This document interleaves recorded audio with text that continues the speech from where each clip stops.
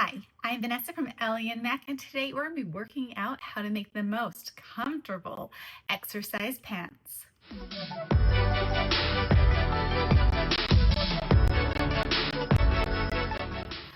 I'm sorry, I had to take the pun there. But if I'm being all serious, I really do want to have some comfortable pants. And that's what's taken me so long to decide what patterns to use and how to actually hack these so I'm comfortable. A few weeks ago, I was reading a comment about how this woman was saying that she had a lot of abdominal surgeries and having compression around her stomach was just not comfortable. And if you're out there, this is for you because I completely understand. I've had quite a few laparoscopic procedures to deal with infertility, and one of those incisions opened up when I was having gallbladder issues and I had a surgical hernia, and all I can say is it was gross. And so I try to be very careful now because I have like 13 little incisions all over my abdomen and I don't want to have that surgery again. What I also don't like is getting the workout before the workout. When you're like doing the pulleys, trying to get your pant legs on, I don't want to do that. Or kicking out to the side, trying to get them up. It is a lot of workout just trying to get into those compression pants. And I am so glad I am done with that. I see all these cute pockets and people go, oh, pockets are great, pockets are magical. But when they're on those compression workout pants and I put my phone, my keys, some chapstick, I honestly feel like I look like I have chipmunk thighs where I'm just storing stuff for the winter. And so I'm not putting pockets in these. I'm going for the utmost comfort and I'm going to try to follow some of the most newest trends with workout pants. So let's get started. I have been seeing so many wide-legged or flare pants, and I knew just what pattern I wanted to use. This is the not so basic, and I'm actually doing the wide style of these, as well as just the normal 3-inch waistband. These are such a quick sew. There is no side seam, so you're only doing the inseam, and then you're just serging up the bowl and then adding on the waistband. I do like to add 2 inches onto these particular pattern, and this is how they turn out. You can see that they are so nice and they're perfect for exercising. So in order to do this crossover waistband, I have been seeing everywhere, I added 1.5 inches to the fabric on fold. So I'm adding 3 inches, and the reason for that is when you cross over, you're losing those 3 inches. So this is what the little V that we are trying to make. Now this is my first pair, so you're going to be looking at how I actually did these over 3 pairs of pants. So once I lined it up at the side, the first one, I actually just cut a straight across, and you'll see me cut here, and as you can see there is definitely pulling. So I asked Lindsay how to fix this issue, and she told me that I needed to ease it in. So I went and unpicked it, and I took out those corners, and you can see them right here, and I cut them with scissors and I reattached. And this is just me trying them on after I finished sewing them, and you can see a much better fit. And this is what they look like complete, and I have to say these are so amazingly comfortable. I could sleep in them. So for my next 2 pairs, I used athletic fabric that's a little bit more slippery, more what you're used to seeing, not the fabric I used before. And what we're going to do is after you add 1.5 inches on fold, you're going to cross it over just like before. We're going to make sure that everything is lined up perfectly and use clips to secure it.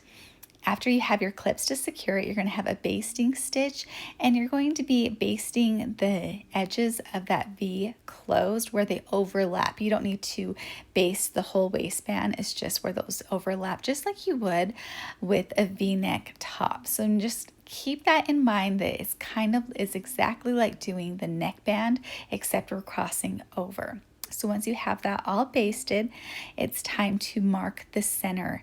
This helps me a lot. You know, I love my chalk and my quilting square.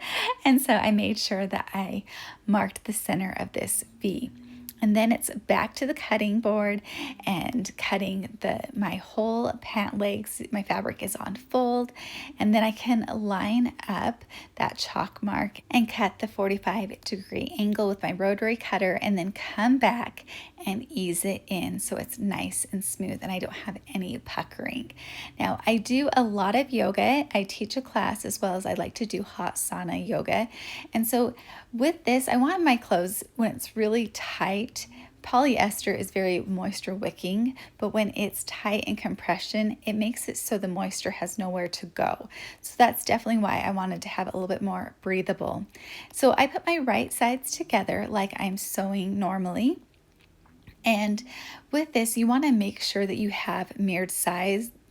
Sometimes this fabric is so hard to see what's the outside or the front side, so you definitely want to make sure that they're mirrored. So line them up together, make sure that your front side is facing each other and you don't have two of the same side. So be very careful here, because that is definitely one way to ruin a sew, and you can see exactly what I'm talking about, that they are mirrored here. So take that second and line it up.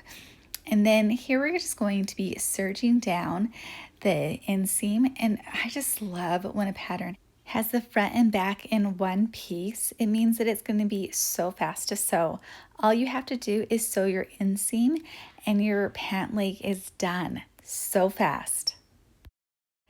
Sometimes this gets confusing. So you have one turned out with right sides out, and you're going to be putting that in the pant leg that is turned inside out. Then you're going to take those inseams and line them up with right sides together, and then just continue to pin around the bowl. This gives you one continuous serge, and it makes it a lot stronger, especially if you're doing things with lots of stretching in them. It does help hold it up together. I can tell you this, it will definitely help. And then you're just going to serge that bowl. I like not having too many seams in my yoga pants, because I have ripped so many pants that were store-bought with all of those seams. You can just hear the stitches busting, and oh my goodness, it makes me so scared, especially when I'm teaching. So after I've serged the bowl, it's time to get these turned right side out. So you kind of got to get one leg out of the other and then turn them right sides together. And then you're going to be basting that V. And then once you have the V done, you're going to just take your scissors, and you're going to snip the center of that V. And then you're going to line up that chalk line with the seam, and then you're going to pin it. Once you have it pinned, you can pull it over to the side just like you would with a V-neck top, and you're going to clip it together. And then I like to take it over to my sewing machine and just sew that section to the center point. And so this is just a zigzag stitch. I don't have it at a very close zigzag. I think I have it about 3 millimeters, so I can go back and serge it. But I just want to make sure that it's nice and secure here. And then once I get to that center point, I'm going to lift everything up, and then I can pull the other side up to the V and then start sewing it. You can do this, I like to do this slowly. You can actually just clip it before and then just lift up the presser foot and pivot. But I'm really trying hard to make sure that this V stays in perfectly in the center. And so I'm being extra cautious. But if you feel really secure doing this, you don't have to. You can just pin it together all in one and then sew up both the V using a pivot. And so once I have everything lined up, I'm going to go where the fabric is crossed over. And then once you have that in, that is the end of the V. And then you're going to be adding on the waistband and stretching on like you normally would. And you just want to make sure it's doubled over, and then you're just clipping it on. So this is just the very easy, normal application that you would do with most pull-on pants. What I love about this is that it doesn't have the elastic in there, and so it's the fabric holding it up. And I really feel like this is much softer on your waist instead of having an elastic in the inside.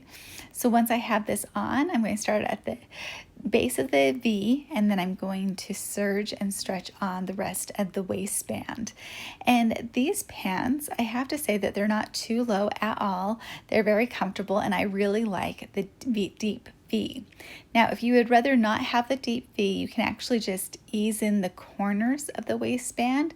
So instead of having that 40-degree angle, you can just kind of, with your rotary, just smooth that out a little bit and then just put it on like you normally would a normal waistband. So there's a lot of different options here, but I have been seeing this cute little deep V on there, and I definitely wanted to have that little extra with these. And then once you get done doing the waistband, you're going to go all the way back to where it is at the V.